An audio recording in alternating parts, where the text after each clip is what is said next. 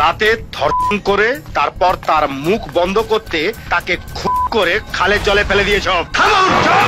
কি প্রমাণ আছে আপনার কাছে? প্রমাণ হলো এই শাড়ি আর এই ব্লাউজ। আপনি আমার বিশ্বাস যে একটা অসহায় মেয়ের একটা রাতের বিশ্বাসের মর্যাদা রাখতে পারে না, সে আমার সারা জীবনের বিশ্বাস হয়ে থাকবে কি করে? আমি তো তার থেকেও বেশি অসহায়।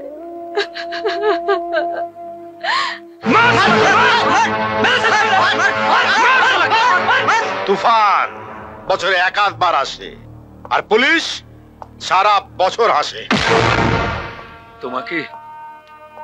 তোমাকে বাড়িতে আশ্রয় দিয়ে ভেবেছিলাম যে আল্লাহর অভিশাপের খাতা থেকে নামটা কেটে আল্লাহর আশীর্বাদের খাতায় আমাদের নামটা তুলে দিয়েছি। ভাবতেও পারিনি যে আল্লাহর সবচেয়ে বড় অভিশাপটাকে দাওয়াত দিয়ে ডেকে নিয়ে এসেছি। ভগবান, এই কলোনির ভগবান তুমি। আমি তোমাকে দাদা বলে পায়ে হাত দিয়ে প্রণাম করেছিলাম। আমার জীবনের অনেক ভুলের মধ্যে এটাই বোধহয় সবচেয়ে বড় ভুল ছিল আমার। কি ডায়লগ!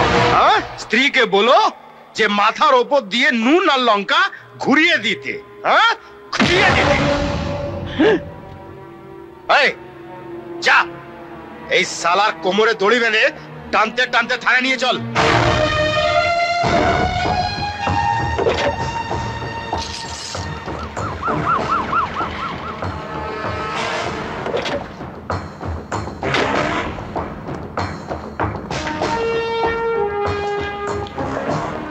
কাকে কোমরে দড়ি বেঁধে থানায় নিয়ে যাবার জন্য এসেছেন অফিসার?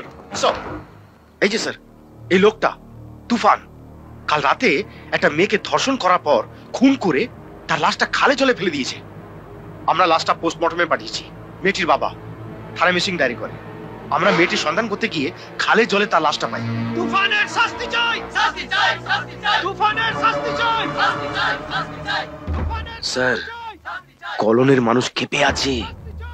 এই লোকটাকে শাস্তি না দিলে কলোনিতে আগুন জ্বলবে। আগুন?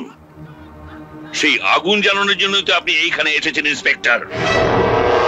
আর আমি এসেছি ফায়ার ব্রিগেড হয়ে সেই আগুনের জল ঢালার জন্য। ওরা সেটাই জেনেছে যেটা এতদিন আপনি ওদের বুঝিয়েছেন, আপনি ওদের দেখিয়েছেন। এবার ওরা সেটাই জানবে যেটা আমি ওদের বলবো, আমি ওদের দেখাবো। ওকে নিয়ে এসো।